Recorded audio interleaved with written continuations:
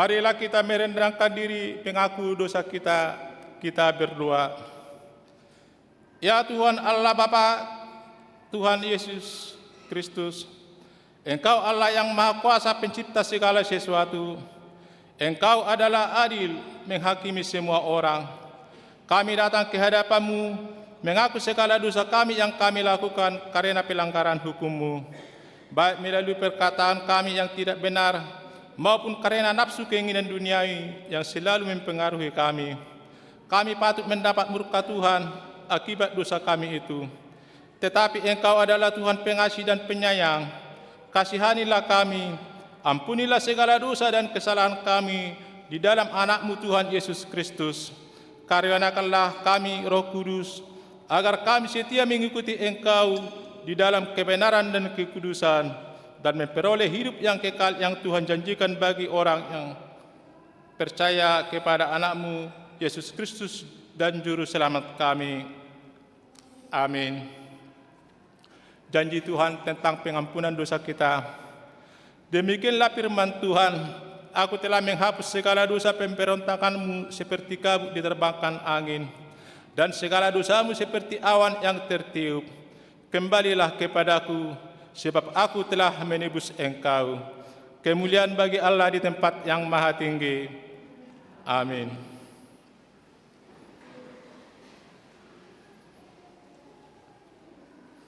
Mari kita bernyanyi.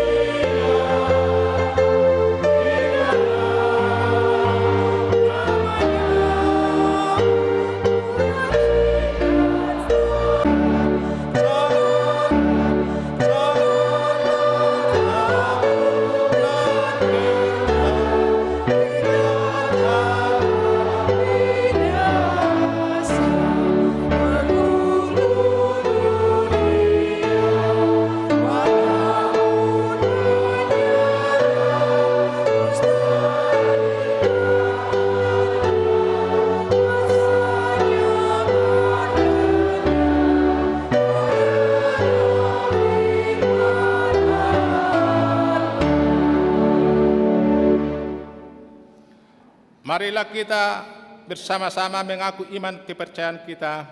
Sebagaimana teman-teman seiman di seluruh dunia, kita bersama-sama mengucapkannya. Aku percaya kepada Allah, Bapa yang Maha Kuasa, Khalif langit dan bumi. Aku percaya kepada Yesus Kristus, Anaknya yang tunggal Tuhan kita, yang dikandung daripada Roh Kudus, lahir dari anak darah Maria, yang menderita sengsara di bawah pemerintahan Pontius Pilatus, disalibkan, mati dan dikuburkan, yang turun dalam kerajaan maut, pada hari yang ketiga, bangkit pula di antara orang mati, naik ke surga, duduk sebelah kanan Allah, Bapa yang Maha Kuasa. Dari sana akan datang kelak untuk menghakimi orang yang hidup dan yang mati. Aku percaya kepada Roh Kudus, dan adanya suatu gereja yang kudus, persekutuan orang kudus, pengampunan dosa, kebangkitan daging, dan hidup yang kekal. Amin.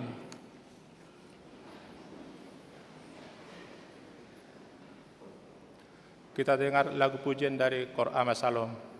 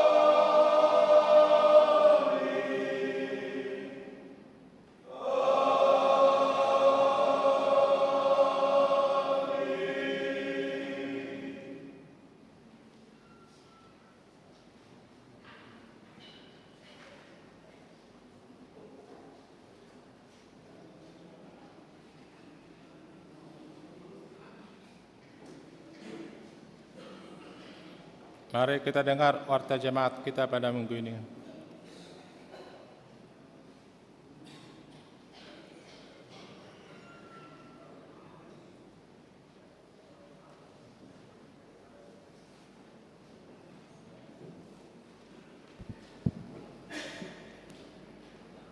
Shalom, selamat hari Minggu bagi kita semua. Mari kita ikuti sejenak warta jemaat gereja kita pada Minggu tanggal 15 Februari 2026. Yang pertama nama Minggu. Nama Minggu kita hari ini Minggu Estomihi. Topik Minggu, Yesus dimuliakan di atas gunung. Yang kedua, kelompok KOR untuk hari Minggu tanggal 22 Februari 2026 pada pukul 7.30 yang mengisi KOR Ina Kamis, Amahuria, N Harmonik. Pada pukul 10 yang mengisi KOR Ina Esther, Amasalom, N HKBP. Pada pukul 17 yang mengisi KOR Ina Deborah, Ama Jericho, RHKBP. Yang ketiga, ibadah Minggu pukul 7.30 WIB di tanggal 22 Februari 2026 kita memakai bahasa Batak. Yang keempat, amplop diakoni sosial Huria. Pada Minggu hari ini di persembahan yang kedua kita memberikan amplop untuk diakoni sosial Huria. Yang kelima, amplop resort. Pada hari Minggu tanggal 22 Februari 2026 kita memberikan amplop resort. Yang keenam, jemaat baru. Mulai minggu hari ini telah menjadi jemaat baru di gereja kita, yaitu keluarga Bapak Mariduk Simangunsong, Ibu Lina Marlina Boru Arwan, beserta 2 orang anak laki-laki, Sen Leonel Simangunsong dan Hans Leonard Simangunsong, pindah dari HKBP Cipayung Cilangkap, Resort Cipayung, Cilangkap, Distrik 8 DKI Jakarta. Alamat tempat tinggal saat ini di Green Tapos F9, Kampung Sindangkarsa RT 2, RW 10 Sukamaju Baru, masuk ke sektor Sion. Yang ketujuh, kebaktian sektor. Pada hari Senin tanggal 16 Februari di sektor Roma, masuk pada pukul 20 di keluarga calon situa JT Opus Sungguh Borosiagian, sekalian melaksanakan penghiburan. Di hari Selasa tanggal 17 Februari 2026 di sektor Judea di keluarga Apurba Boro Pakpahan, di sektor Kanaan di keluarga Situa W Huta Barat Boro Manalo, di sektor Efesus di keluarga R Sinambela Boro Siadari, di sektor Galatia di keluarga Tesi Hombing Boro Sitanggang, di sektor Filipi di keluarga Anenggolan Boro Ambarita, di sektor Philadelphia di keluarga Situa El Manalu Boro Simanjuntak, di sektor Betania masuk pada pukul 19 di keluarga F Sinaga Boro Simanjuntak. Di hari Rabu tanggal 18 Februari 2026 di sektor Sion di keluarga C Barimbing Boro Pardede, di sektor Nasaret di keluarga Situa T Manurung Boro Manalo, di sektor Kolose di keluarga Nyonya Panggabean Boro Manik, di sektor Bethlehem di keluarga G Manurung Boro Panjaitan. Alamat dan kebaktian sektor bisa kita lihat atau kita buka di barcode. Yang kedelapan, pemberdayaan kepala bidang koinonia, marturia, diakonia. Pada hari Rabu sampai dengan Jumat tanggal 18 sampai 20 Februari 2026 diadakan HKBP, yaitu pemberdayaan kepala bidang koinonia, marturia, dan diakonia bertempat di perkampungan pemuda Jitun Silangit, Siborong-Borong. Pendeta Adol Tasman Nababan STH yang menjadi kepala bidang diakonia distrik 28 Deboskap ikut serta dalam acara tersebut. Yang kesembilan, ralat persembahan. Ralat persembahan bulanan dari dan iuran diakoni sosial di Warta Minggu tanggal 8 Februari 2026 dari keluarga S. Dolok Saribu Boru Manulang, tertulis di sektor Philadelphia yang seharusnya di sektor Sion. Yang ke-10, jumlah jemaat yang mengikuti ibadah tanggal 8 Februari 2026 774 orang. Yang ke-11, jemaat yang berulang tahun kelahiran 42 orang, ulang tahun pernikahan 16 keluarga. Pendeta dan majelis HKBP Cimanggis menyampaikan selamat ulang tahun kelahiran dan pernikahan periode tanggal 16 sampai 22 Februari 2026. Firman Tuhan yang menyempurnakan sukacita mereka tertulis di kitab Amsal 3 ayat 16. Umur panjang ada di tangan kanannya, di tangan kirinya kekayaan dan kehormatan. Yang ke-12, iuran diakoni sosial. Jemaat yang memberikan persembahan iuran diakoni sosial minggu ini 21 kepala keluarga sebanyak Rp3.425.000. Yang ke-13, persembahan bulanan atau tahunan. Jemaat yang memberikan persembahan bulanan atau tahunan minggu ini 19 kepala keluarga sebanyak Rp5.175.000. Yang ke-14, keuangan gereja. Huria Rp11.337.625.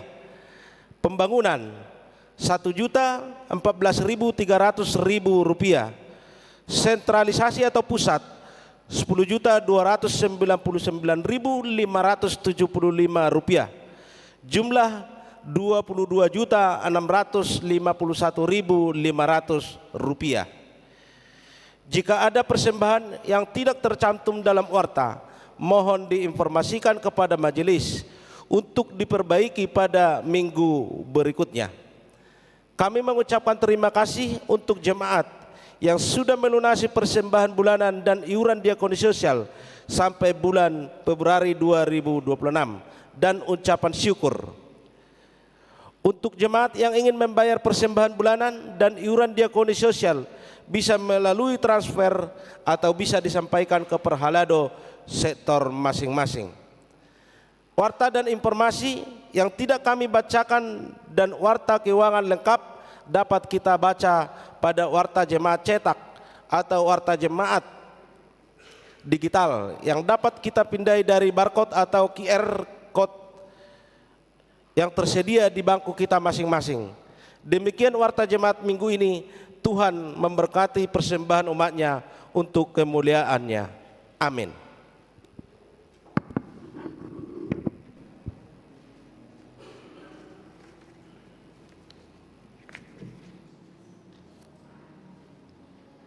Mari kita dengar lagu pujian dari NHKBP.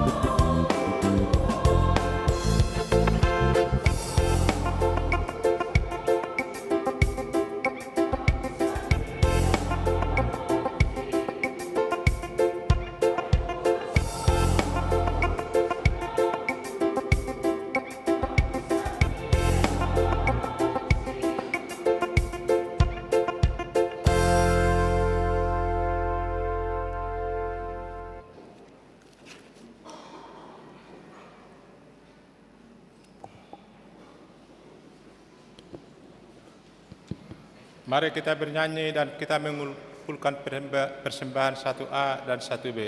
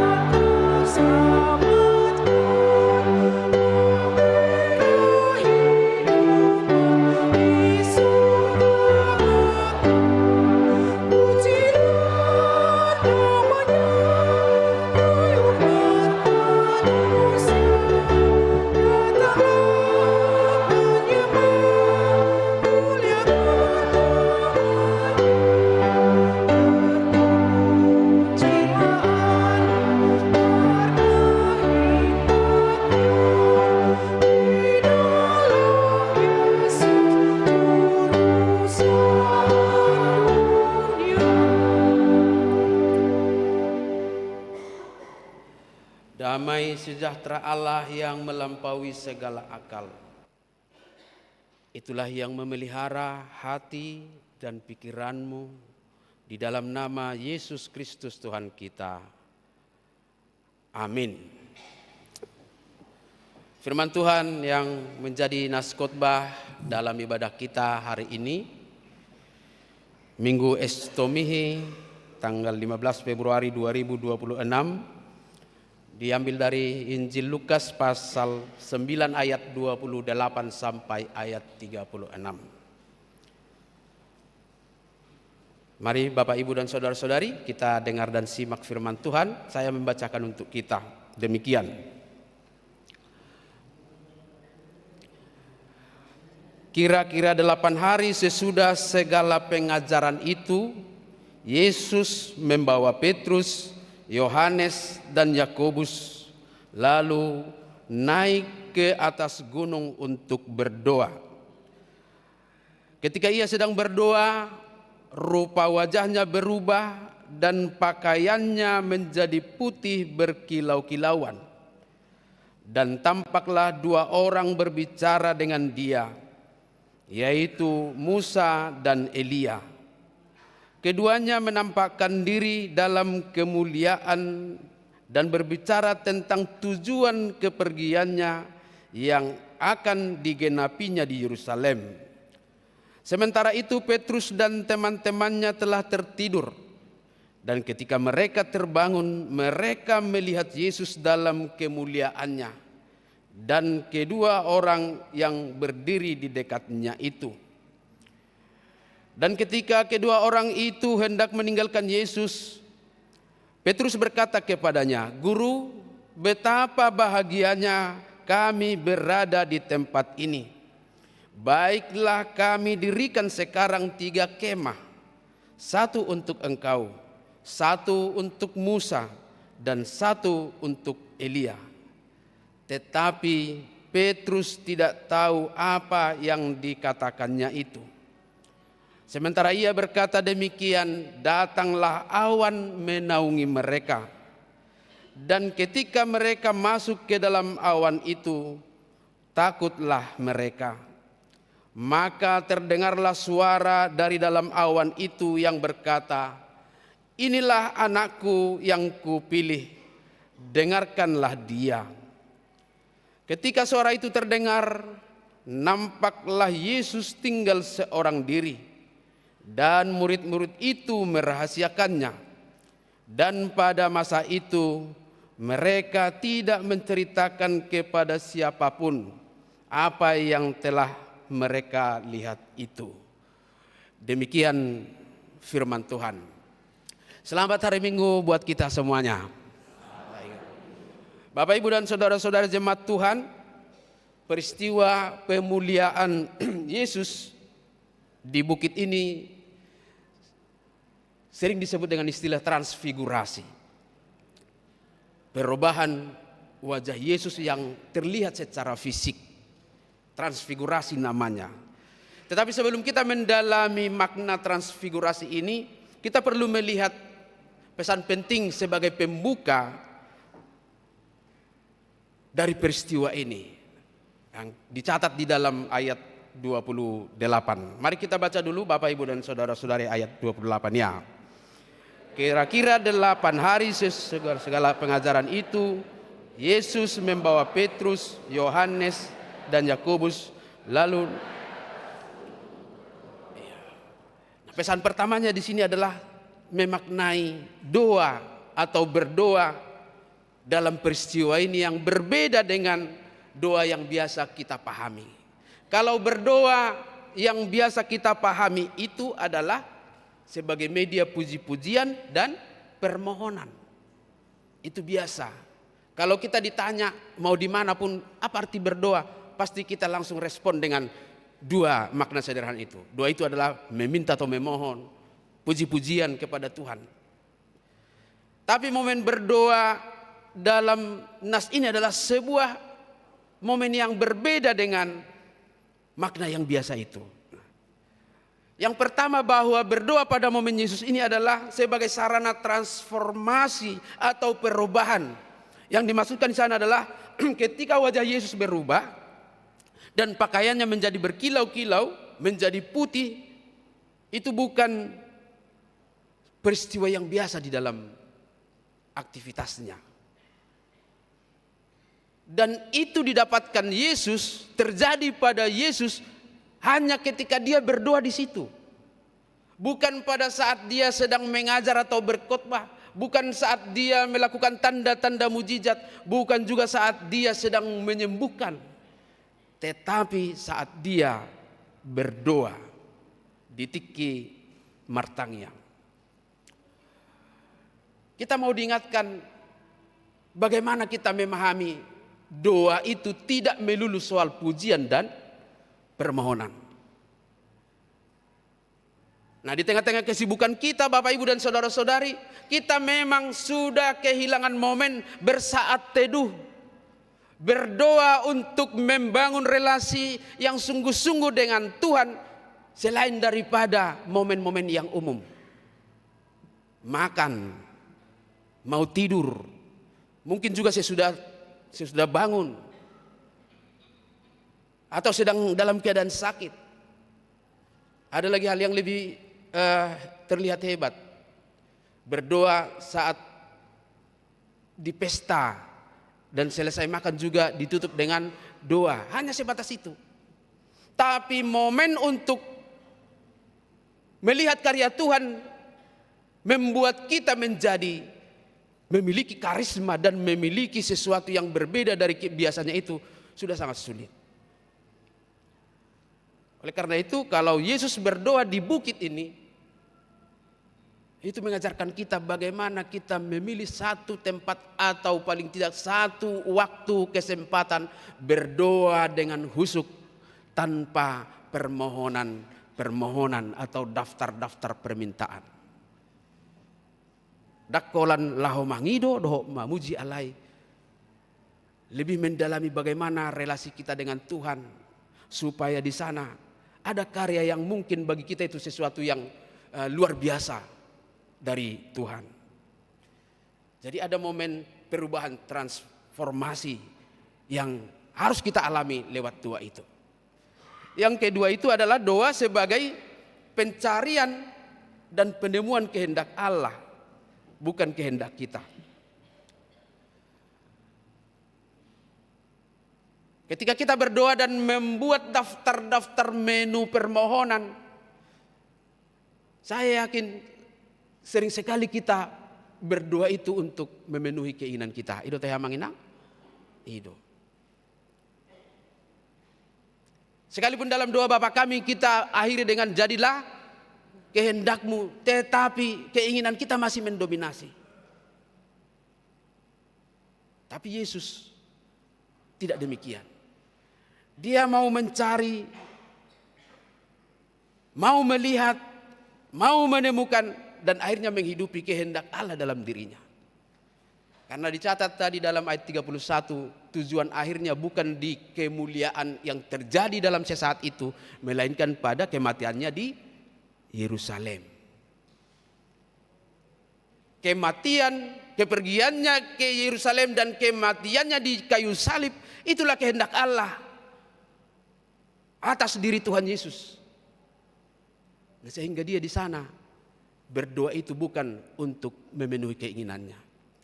Pernah dalam malam terakhir saat berdoa di Getsemane, dia berkata, jikalau berkenan,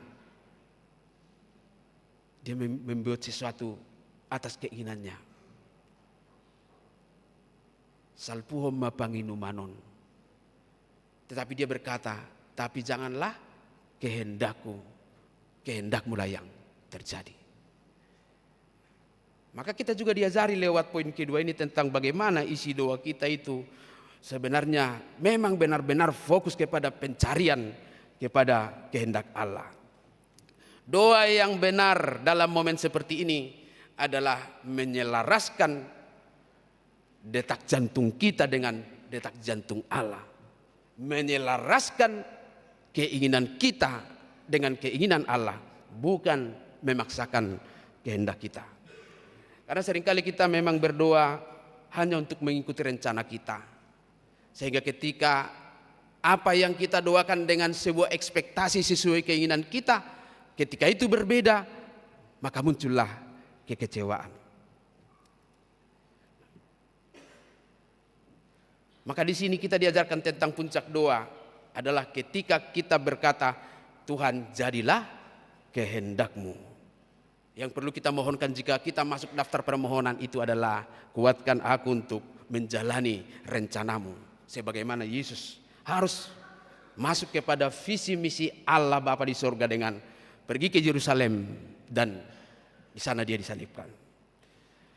Bapak Ibu dan saudara-saudari, kita akan melihat makna transfigurasi atau perubahan wajah Yesus yang tercatat dalam doa ini. Itu dicatat dalam ayat 29. Bolehlah kita baca lagi bersama-sama ayat 29 ya.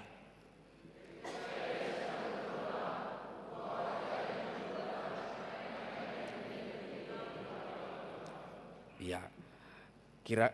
Ketika ia sedang berdoa, rupa wajahnya berubah dan pakaiannya menjadi putih berkilau-kilauan. Perubahan itu adalah sebuah penyataan kemuliaan Yesus Kristus, yaitu kemuliaan di balik penderitaannya. Dia akan menderita, tapi terlihat di sana sebuah kemuliaan yang pada pasal-pasal sebelumnya Petrus dan murid-murid Yesus hanya mengenal dia sebagai guru. Dan ketika Yesus bertanya, menurut kamu siapakah aku ini? Memang Petrus menjawab, engkau adalah Mesias anak Allah, tetapi belum melihat benar-benar kemuliaan Tuhan itu. Nah, di sini kita diingatkan tentang sebuah kemuliaan di balik penderitaan. Kita mau diingatkan tentang bagaimana fokus kita hanya pada wajah Yesus yang bercahaya itu. Tetapi percakapan Yesus dengan Musa dan Elia dalam nas ini justru membahas tentang tujuan kepergiannya tadi, yaitu yang dicatat dalam ayat 31. Ke Yerusalem itu. Kemuliaan sejati Kristus yang terlihat dalam transfigurasi itu tidak terpisahkan dari penyalipannya dengan salibnya.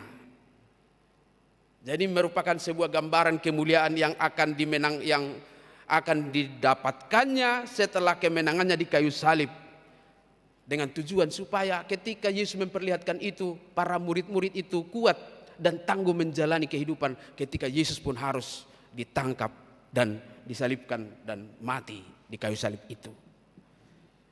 Jadi ini adalah sinyal dari kemenangan bagi Yesus Kristus. Dan kalau ini mau kita refleksikan dalam kehidupan kita Bapak, Ibu dan saudara-saudari, Tuhan pasti juga memberikan kita momen-momen puncak dalam kehidupan kita. Boleh itu terlihat dari sukacita, boleh itu terlihat dari berkat-berkat yang kita terima dari Dia. Tuhan sering juga membuat itu terjadi dalam hidup kita.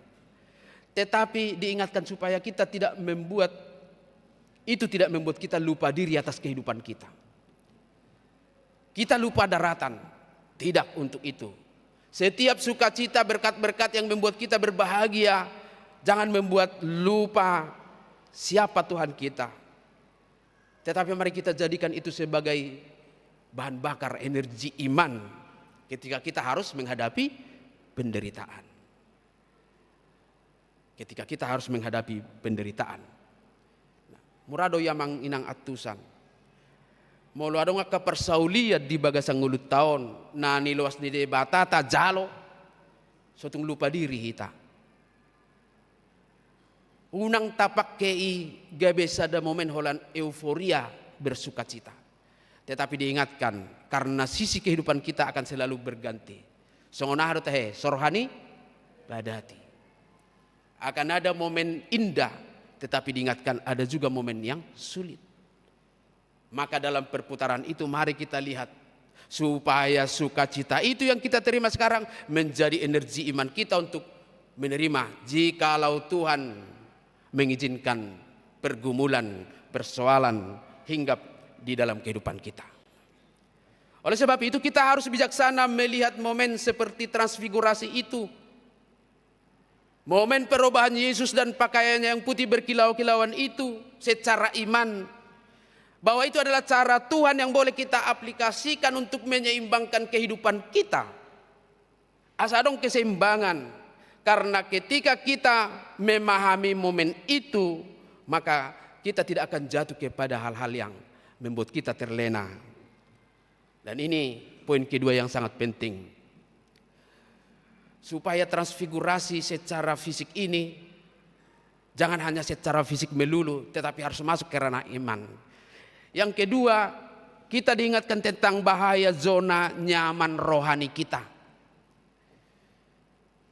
Zona nyaman rohani ini apa? Apa zona nyaman rohani? Perlu kita tahu Bapak Ibu dan saudara-saudari. Kita baca dulu ayat 33 dari nas ini. Ya.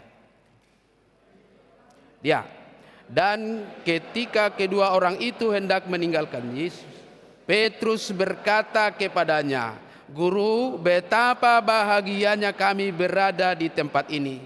Baiklah kami berdiri sekarang 3 kemah, 1 untuk engkau, 1 untuk Musa, dan 1 untuk Elia."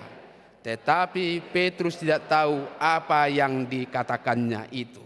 Inilah yang saya sebutkan tadi dengan bahaya zona nyaman. Bahaya zona nyaman. Ada respon Petrus secara manusiawi melihat kejadian itu. Ahai dokotai, guru, betapa bahagianya kami berada di tempat ini. Guru, sonang nai hami di son. Dalam transfigurasi itu, betapa bahagianya kami di sini.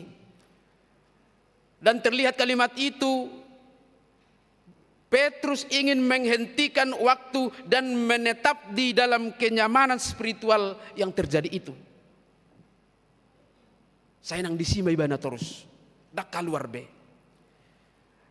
Dan hal ini terjadi juga dalam kehidupan kita, dalam kehidupan setiap orang. Ketika rasa nyaman itu ada, sering kita menjadi hanya memikirkan kenyamanan itu. Sering kita menjadi egois dan tidak mau lagi keluar dari zona nyaman. Lupa kepada tujuan sesungguhnya. Pengalaman rohani yang luar biasa, Bapak Ibu dan saudara-saudari, tidak boleh membuat kita menjadi egois dan akhirnya tinggal tetap di situ. Dan ini dialami oleh banyak orang. Mulu adong beribadah, ibadah gereja HKBP sepertinya tidak membuat dia nyaman, lalu dia mencari nyaman. Di sana dia nyaman, di dokma ngauta buison. Ya puji Tuhan lah kalau ada yang bisa menikmati ibadah-ibadah tertentu akhirnya membuat dia nyaman. Tetapi nyaman itu tidak menunjukkan, tidak mau menghantarkan dia untuk tetap di situ. Tetapi dia harus keluar dari zona nyaman itu, melihat lingkungan sekitarnya, dunia sosialnya. Kalau Yesus ditawarkan, ada tadi disebutkan 3 kemah, itu teh.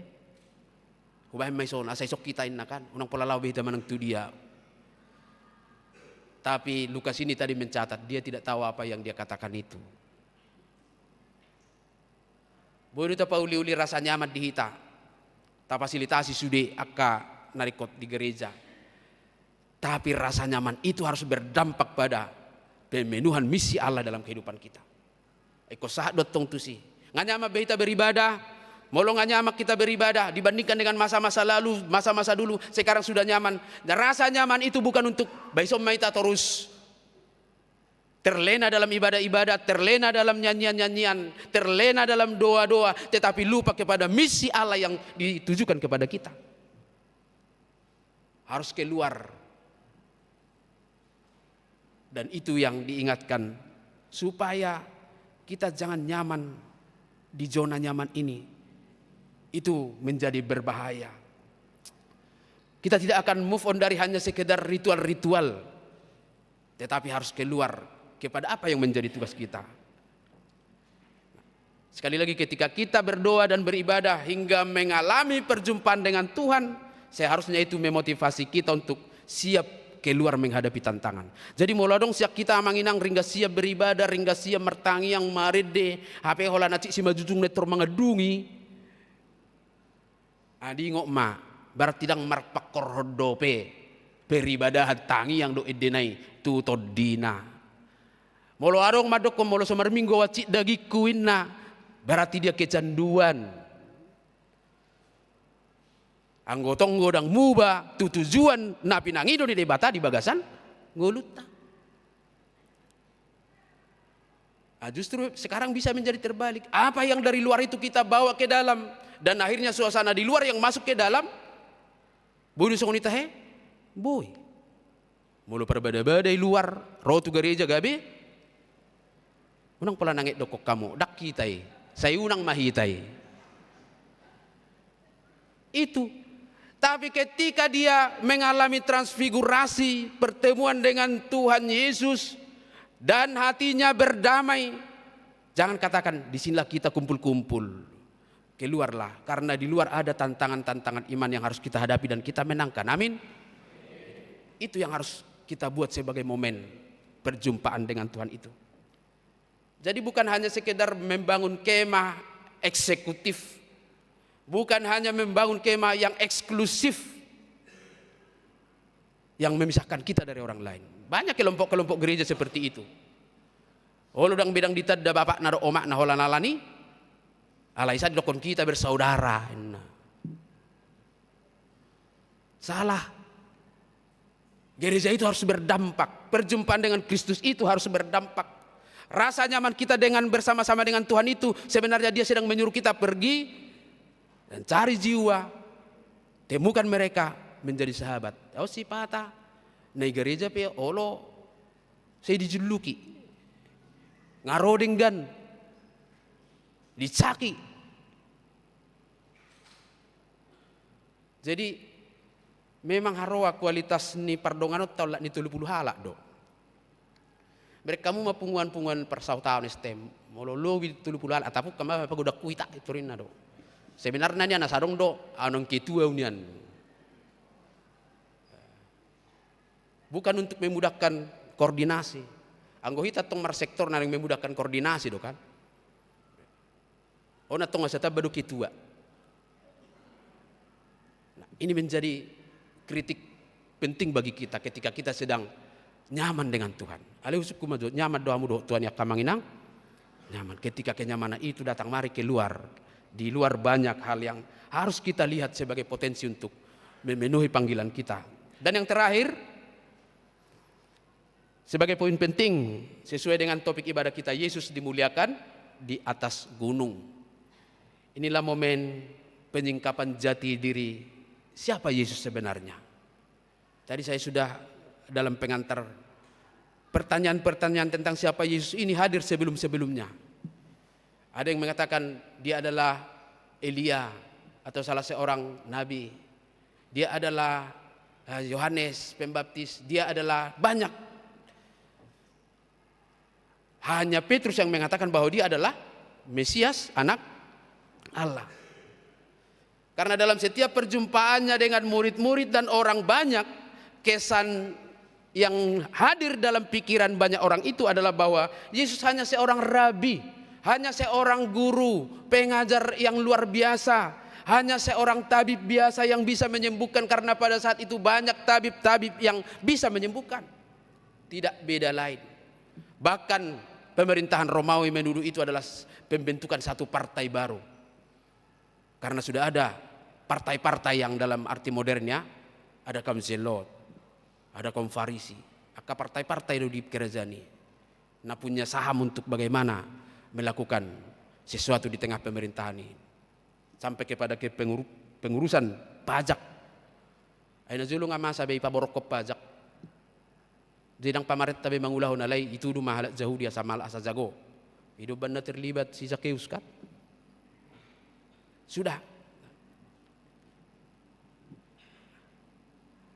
Selama pemahaman itu menguasai pikiran para murid, maka mereka tidak akan mengenali Yesus Kristus sebagai Mesias. Dan kita tahu selama di dunia kemuliaan Yesus sebagai Tuhan itu seolah-olah terbungkus dan tarida oleh karena kemanusiaannya yang terbatas itu. Karena dia lapar, dia juga sebagai orang Yahudi memenuhi hukum Taurat, dia juga memenuhi seluruh ketentuan aturan-aturan Yahudi, tetapi di atas gunung itu bungkusnya dibuka. Jadi transfigurasi Yesus ini membuktikan bahwa dia bukan hanya seorang rabi, bukan hanya seorang guru. Nah tentu kalau kita ditanya sekarang Yesus itu sebagai Mesias, ya sudah kita jawab ya. Tetapi itu dalam verbal, kata-kata. Bagaimana kita menyatakan itu adalah memang benar-benar buah dari iman kita. Kita diingatkan soal berdoa, akhirilah doamu di dalam nama Yesus. Gudang dulu pada kiai dokon, mau lihat ya dia, amin. Walaupun bukan pembuktiannya pada kata-kata itu, tetapi irama dari doa itu harus benar-benar penyerahan sepenuhnya kepada Allah Bapa di dalam nama Yesus. Unang di warna asing. Maka di balik penderitaan, di balik keterbatasan pandangan manusia tentang Yesus, ada 3 orang sebagai murid yang menjadi saksi tentang kemuliaan itu. Walaupun mereka tadi dikatakan tidak akan menceritakan, tetapi ketika itu terjadi, transfigurasi itu membuktikan Yesus adalah Mesias. Dengan demikian kita pun diajak percaya kepada Yesus, bahwa kita tidak menyembah sosok atau pribadi yang lemah, tetapi kita menyembah seorang Raja Agung, Anak Allah yang tunggal, yang akan dan telah melakukan pembebasan jiwa kita dari himpitan dosa. Dan inilah yang akan kita rayakan selama masa-masa penderitaan Yesus, mulai dari Minggu Estomi ini sampai kepada Minggu Palmarum. Pusat kita adalah Kristus, dan Kristuslah satu-satunya yang menjadi tujuan kehidupan kita, sebagaimana Allah tentukan bahwa di dalam Dia semua lutut akan bertelut dan semua lidah akan mengaku Yesus adalah Tuhan. Amin. Kita berdoa. Terpujilah Engkau Tuhan Allah Bapa kami di sorga.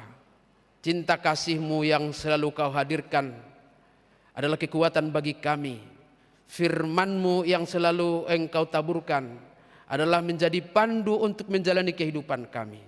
Dan saat ini lewat firman-Mu kami diingatkan tentang kemuliaan Allah dalam Kristus Yesus, bahwa hanya Dialah satu-satunya purna menuntaskan tugas misi penyelamatan. Sekalipun keadaan boleh saja dirubahnya dengan kuasanya, tetapi Dia tunduk dan taat sepenuhnya kepada Allah Bapa, hingga Dia harus pergi ke Yerusalem. Di sana Dia disalibkan dan mati dan dikuburkan.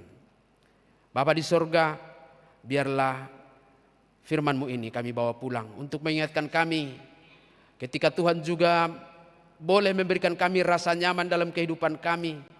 Biarlah kami keluar untuk memberitakan kebaikan-Mu, bukan membangun kemah-kemah pribadi yang membuat kami terpisah dari orang lain, tetapi kami mau keluar, melihat, merasakan, peduli kepada orang lain dan mau menolong mereka untuk memenuhi misi kerajaan Allah.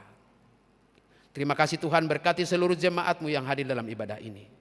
Cinta kasih-Mu menjadi kekuatan, menjadi sumber energi yang akan memampukan kami untuk menjalani kehidupan. Oleh karena itu, jikalau mungkin saat ini dari jemaat-Mu sedang bergumul dalam kehidupannya, Tuhanlah dengan Roh Kudus-Mu hadir, menguatkan dan memampukan untuk menjalaninya. Firman-Mu boleh kami aminkan untuk menguatkan kami menjalani dan menghadapi serta mengalahkan tantangan kehidupan dan pergumulan kami.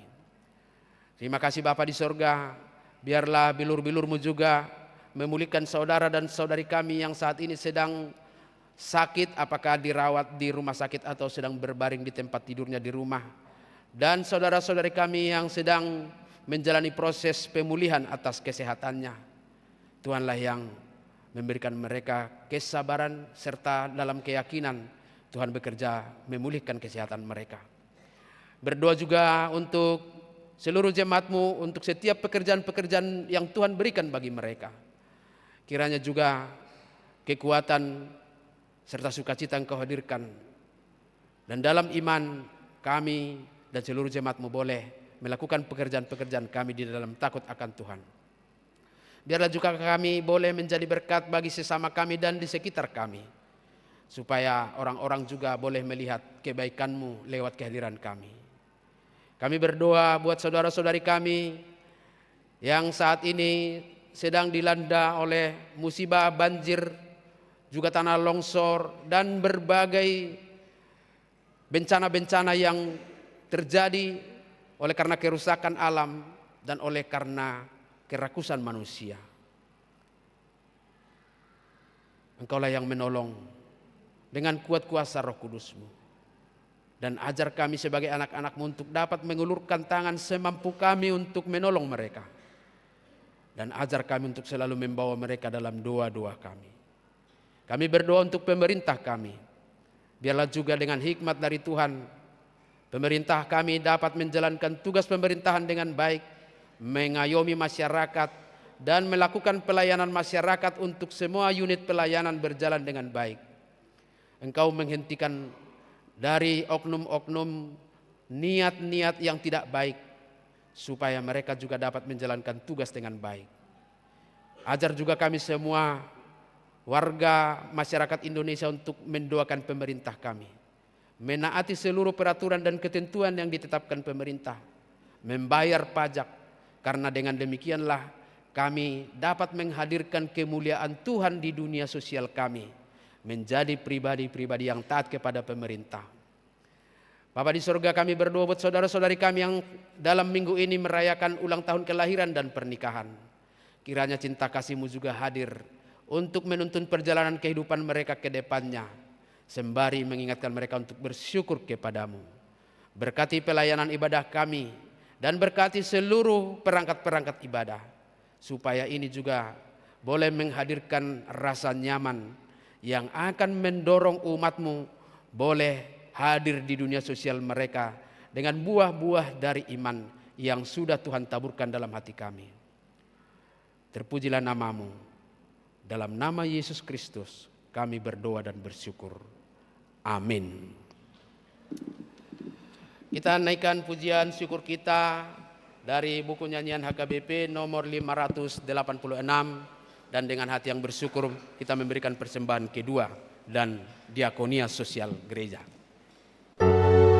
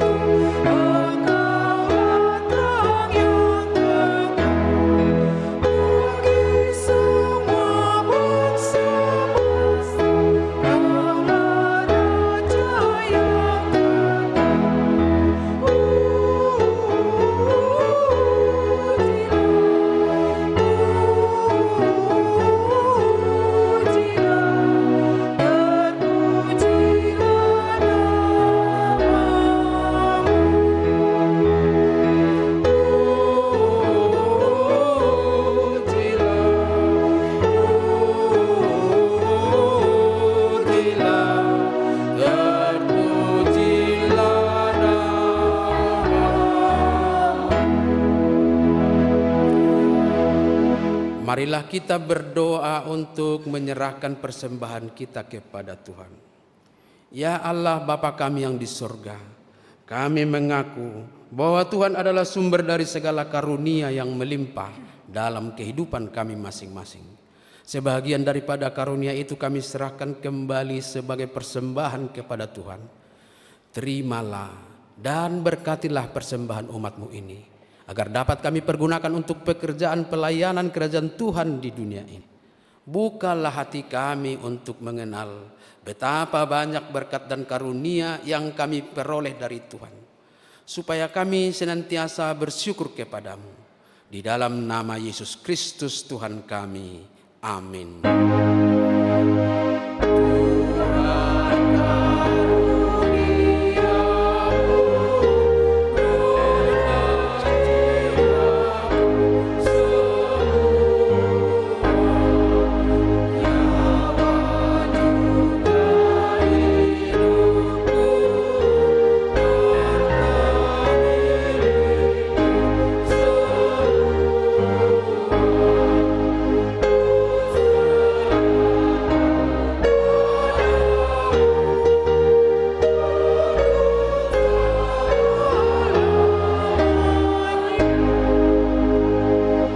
Bapa kami yang di sorga, dikuduskanlah namamu.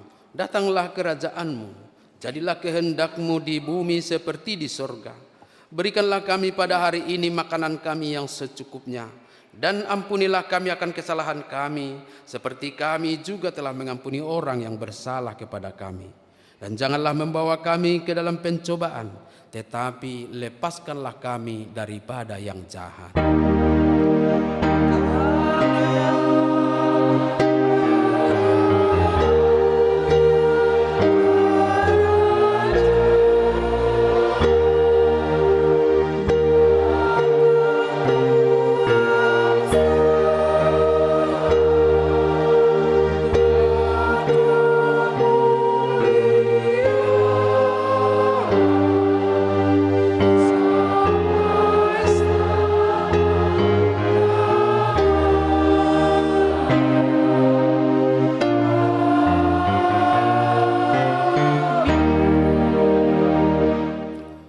Pulanglah dalam damai sejahtera dan terimalah berkat dari Tuhan kita. Tuhan memberkati engkau dan melindungi engkau. Tuhan menyinari engkau dengan wajah-Nya dan memberikan engkau kasih karunia dan memberikan engkau damai sejahtera.